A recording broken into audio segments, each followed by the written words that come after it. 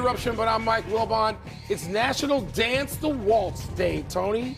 Can you waltz? I'm Tony Kornheiser, no, but I can penguin dance. Uh-oh. Hit it, boys. We To the side, back to the front, That was slow it down and speed it up. That was a BP fastball right down the middle. Can you waltz? No, I could when I was a kid. I have forgotten how. Did you know? Can you waltz? Yeah. For your own wedding? Fantastic. Where'd you have your wedding? In Paris? Where you at the waltz? Welcome to PTI, boys and girls. In today's episode, where should Malik Willis go? Is Mike McDaniel too much of a player's coach? And Buster Olney joins us to talk spring training and the World Baseball Classic. But we begin today with the NBA. Two contenders in the East met last night as Detroit went to Cleveland. Cleveland was without their leading scorer, Donovan Mitchell. And Detroit may have had rabbit ears because an unnamed Cavalier told the Cleveland Plain Dealer last week, quote, "The Pistons are not in our class," unquote. Cleveland won last night, 113-109. Wilbon was to say, big deal, a little deal, or no deal? For the whole league, it was no deal. For Detroit, I'm not sure it was much of a deal. For the Cleveland Cavaliers, it's a big deal. Because, Tony, you could take that quote different ways. I took it at the time to be sort of a challenge to his own team. His own team, people hear everything. It's particularly social media. Those guys on the team, not only even if the quote was anonymous, they know who it was, whose mouth it came from. And so we're getting to that point of the season where you better win some home games and you better win against your rivals. And that's what Detroit is in the standings, in the conference, geographically. That's what Detroit is to Cleveland. And Cleveland, you know, we heard Perk say it yesterday. And I believe that former players, particularly tough guys, and Perk qualifies, they looked at Cleveland last year and went, what are you doing? You won all these games, you got into the playoffs, and you rolled over, and you did it physically, even though you got Twin Towers and guys who appear to be tough physically. What are you doing? So they did to Cade Cunningham what they needed to do in that game. Detroit will bounce back, but Cleveland had to have that. To re-amplify what you just said, Kendrick Perkins, hours before that game, said of the big guys, Allen and Mobley, they are as soft as clean sheets. He did. It was a pretty great quote. All right, let me get to this. I will tell you that I think it is a little deal. Normally, I would say it was no deal. Okay. I'm going to tell you it's a little deal because of this one thing, and this could make it a big deal. It's about Cade Cunningham, you just mentioned. Yeah. 4 for 16, 0 for 3 from 3, and 5 turnovers. Last week against San Antonio, 5 for 26 and a loss. These are two good teams. Yep. San Antonio and Cleveland, these are two playoff teams. If you are inclined to vote for Cade Cunningham as MVP in the league, this would make you back away a little bit. Now, it doesn't happen all the time. For example, 11 of 21 against Cleveland last week, 11 of 16 against Oklahoma City last week, 17 of 34 against the Knicks earlier. So he doesn't always roll over against good teams. He's only had like 5 bad shooting games okay, like that all year. But I'm just saying it gives you a little bit of pause. It does, and it also underscores how valuable he actually is. That's right. Because if he doesn't have a great game, Detroit's in trouble. They need that extra score, and there's no way to get him. We're past the trade deadline. Normally, I would tell you that this thing doesn't count at all. But that is a good win for Cleveland. There is drama in that. Their coach, Kenny Atkinson, said after the game, this was an evaluation playoff type game. They needed this, Tom. Yeah. And when they win without 25 points a game from their best scorer, and with James Harden going 5 for 14, that's a pretty good win. By the way, Harden, give you a nod. Harden, even though he just got that busted thumb or whatever it is, he's out there. I know he didn't shoot it well, but he knows this is maybe his what I've said. Last great chance. Yeah. Let's move to the National Football League, where one of the hottest quarterbacks in the market has been a backup. Malik Willis has played in just 11 games over 2 seasons with the Packers, but Yahoo has him in line for a 2-year deal at $25 to $35 million per season. Among the teams that could have interest or have interest, the Cardinals, the Dolphins, the Steelers. Tony, if you're Malik Willis, which of those teams would you want to quarterback? My answer would be the same if I was Malik Willis or Dontrell Willis or Willis Reed.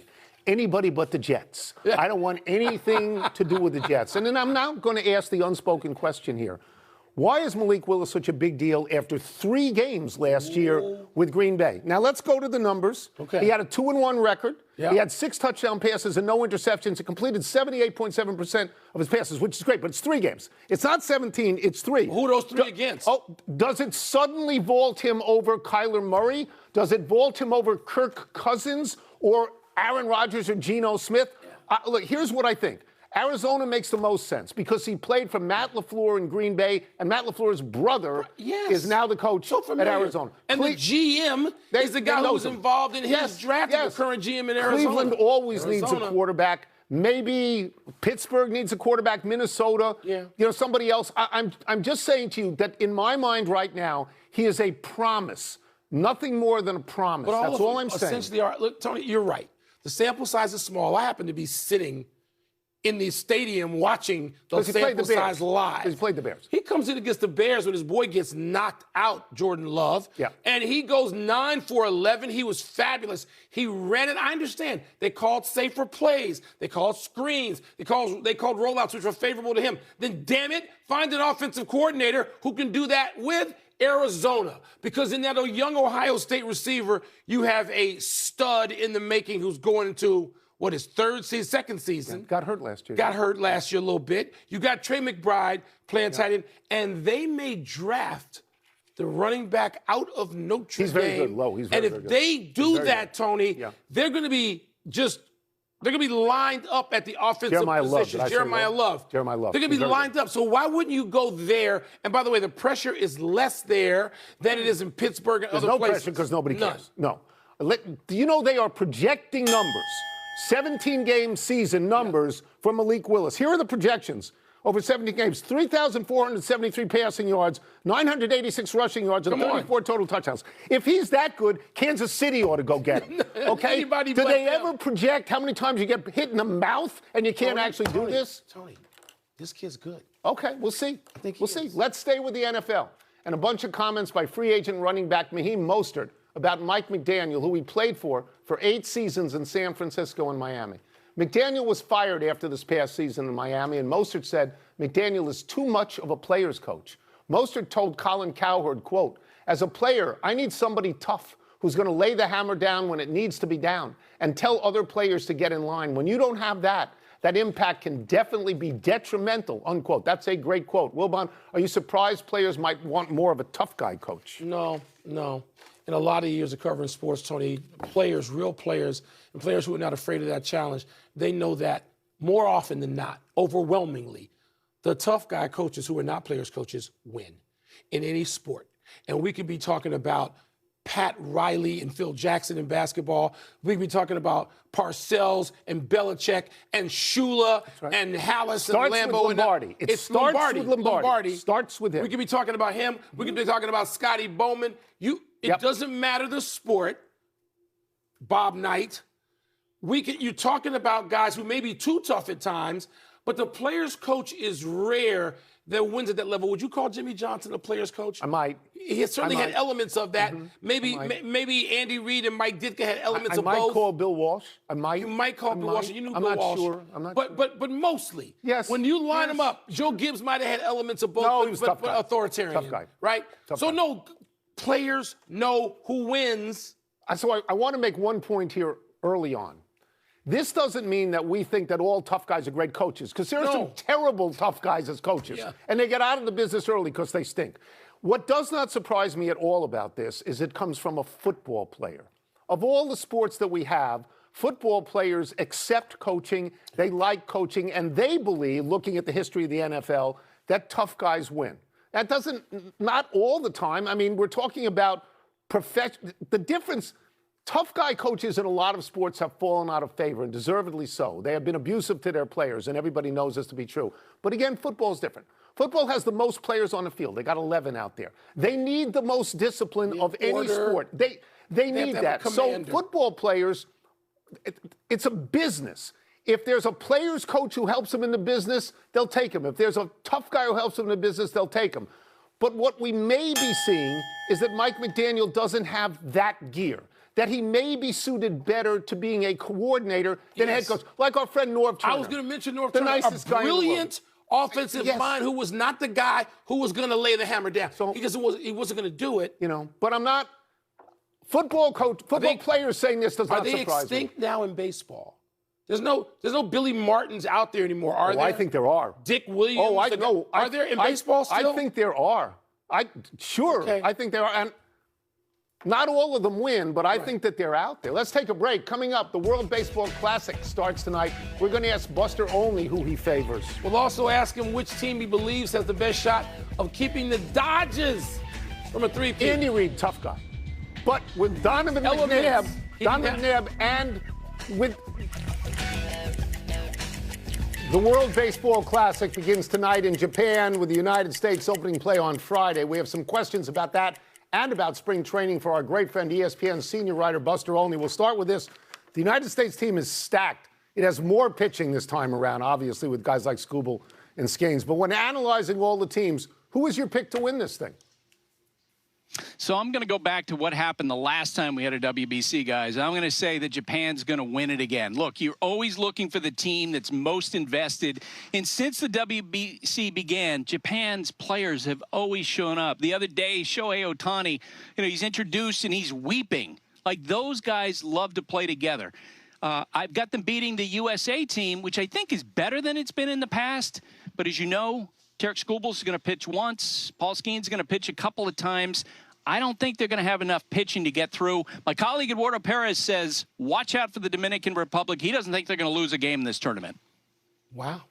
It's good to start there with some talk about teams. Let's talk about individuals for a second, Buster. Is there any player in this competition that you are particularly zeroed in on?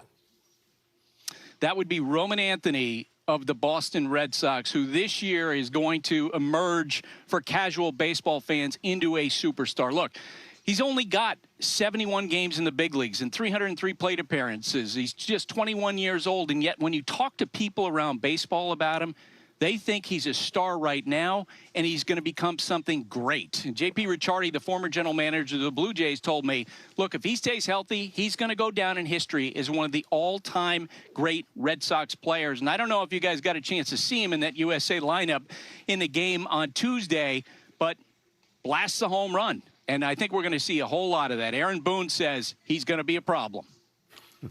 We can talk to you about that competition, this competition forever, but let's broaden this out for a second, Buster. I want to ask you about baseball suspending Jurickson Profar for 162 games for PEDs.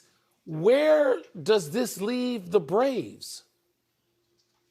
Scrambling. Look, they had a terrible season last year because they had awful luck with injuries, and they're having a Murphy's Law spring training right away. They lose a couple of starting pitchers, and then they get this news on Jurickson Profar. Look, the one thing that's interesting, though, is that Mike Yastrzemski, who they signed during the offseason, steps into Profar's role. Before the Braves signed Yastrzemski, they called Profar. This was back in December and said, hey, we're thinking about adding an extra outfielder. What do you think? It might push you to DH.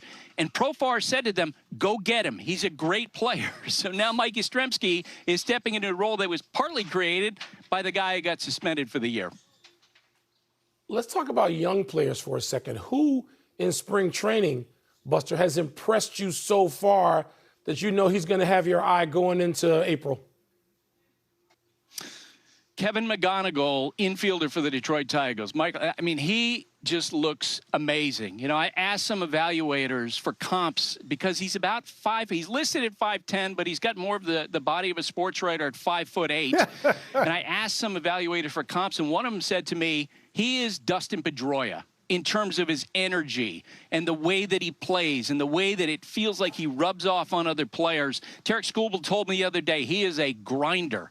There's a question when the Tiger spring training began, will he make the team? He's forcing the matter. Last night in that game that they played against Dominican Republic, it's a 437-foot home run. His first plate appearance, has 2 more singles. He is absolutely wowing the Detroit Tigers. This is someone who, in his draft in 2023, was his 37th player taken because he's so short.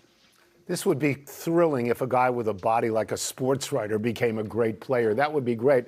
We'll get you out of here on this, and we have to ask this. The Dodgers are a great team. The Dodgers are the clear favorite to win the World Series again. This would be a 3rd straight time. They know what they're doing. Which team, in your opinion, is best positioned to unseat them? Yeah, Tony, I feel like to not pick the Dodgers would be to make up reasons, right? And just to be interesting. And the team that interests me, the Seattle Mariners, who played last year at the American League Championship Series, and I love the moves they made over the wintertime. Re-signing Josh Naylor to play first base, trading for Brendan Donovan, who's a great compliment with their lineup. They got a couple of really nice young players coming up. Colt Emerson on the left side of the infield, Cade Anderson, who was a first-round draft pick, left-handed pitcher. It feels like with Julio Rodriguez, Cal Raleigh, that great pitching staff, they're going to take a step forward. I think they're going to make it to the World Series and, yeah, face the Dodgers. That's what we need. We need the Mariners, and then we need the football team. West Coast and we need the football team. See. I can't see. They won't be up where you are. Too late for me. Thank you, Buster. Appreciate it, Thank you, Buster. Thanks, guys. Let's take one last break. Still to come, a moment to remember in bed sheet golf. I believe I had this. The Chiefs trade a key corner to the Rams for a bunch of picks. Happy time, people. Happy 25th birthday, George Pickens. Pickens was just given the franchise tag by the Dallas Cowboys, which means he actually will get his money, though not as much as he wants. Pickens made $3.65 million this season because the franchise tag guarantees you the average of the top 5 players at your position. Pickens will make nearly $27.3 million from the Cowboys next season. Pickens started with the Steelers, was not one of Mike Tomlin's favorite players. Pittsburgh traded Pickens with a 6th-round draft pick to Dallas in 2025 for 2 other draft picks. Year for the Cowboys, catching 93 passes for 1,429 yards, 3rd best in the NFL, and 9 receiving touchdowns. Pickens is terrific, but I'm taking JSN, Puka Nacua, Justin Jefferson, Jamar Chase, and Amon-Ra St. Brown. I'm taking those guys over him every day of the week. You could take somebody from his own team. You could take C.D. Lamb if you wanted to. I think I might take Pickens above them. But they're great together. But I'm just saying, let's not act like he's the best thing in the league. Happy anniversary, Gonzaga. On this day 13 years ago, Gonzaga found itself on top of the Associated Press Top 25 poll for the first time ever. Gonzaga then rolled into the NCAA tournament as a number 1 seed, ran into a buzzsaw on number 9 seed Wichita State, losing in the second round. Gonzaga has since been ranked number 1 in 3 other seasons. They have been a 1 seed in the NCAA tournament 5 times, but have yet to win it. They lost to North Carolina in the 2017 final and got drummed by Baylor in the 2021 final by 16 points. Gonzaga has only made 2 Final Fours. Some of us think it's because they don't play enough good teams in the latter part of the season. Okay, I get you. You're referring to St. Mary's in the conference. That's it. But they got to the finals twice. Yes. And they didn't deserve to get far once because Northwestern got hosed in a game against Gonzaga with a 1 versus 8 situation. So you don't think they've been underachieving since they got to be real good? No, I think they're a blue blood in college basketball, or near it, right underneath the ones who won a lot historically. I think you got to win. Got to win. I think you got to win. Happy trails to the Bay Golf Club. Oh, here we go. A playoff berth was on the line in TGL last night, Wilbon. The Bay was leading by 1 on the second-to-last hole when Tiger's Jupiter team threw the hammer to make Tom Kim's effort worth double. And Kim responded with a hole-in-one to take the lead. The team went bananas. Tiger reacted as if he'd won a major, said Tiger, quote, best indoor experience ever. Said Tom Kim, quote, I've never been tackled before. Jupiter sealed the win on the last hole, and I believe I had this. Am I going to catch you at the simulator? Is that what you're going to, are you doing that now? I would do that. I've done that a few times, but you don't watch this. It can be very exciting. And Tom Kim, by the way, has the exact personality that you want in this. Very excitable and very team-oriented. And the melancholy trails, we're sorry to say, to Lou Holtz. The coach and broadcaster has passed away at the age of 89. Holtz coached at 6 schools, most prominently at Notre Dame, where he went 130-2 and won a national title in 1988. The school has not won a title since. Holtz had one forgettable stint in the NFL, going 3-10 with the Jets in 1976 and resigning before the finish of the season, saying, quote, God did not put Lou Holtz on this earth to coach pro football. Holtz was known for his sense of humor, and his second act came as an analyst at both CBS Sports and then at ESPN. And he was great on television. He's somebody you looked forward to watching if you're a college football fan. I certainly did, but I was around enough when he was a coach at Notre Dame. Lou Holtz is a big deal in college football for a long, long time. Yes. I was in New York, of course, when he coached the Jets, and it did not work at all. And he got out quickly. He understood. He got it. As of what he said, it wasn't for him. He's one of the great college coaches of all time. He is. And it is. Goes down. It's important to say Because Notre Dame is a great football program. That's the last title they've ever won. That's not a knock on Notre Dame. That is to show you how good a coach how difficult it is. He went back there to pull them out of some doldrums and did it. Yeah. Let's go to the big finish. The Chiefs traded two-time All-Pro cornerback Trent McDuffie to the Rams for a first, third, fifth, and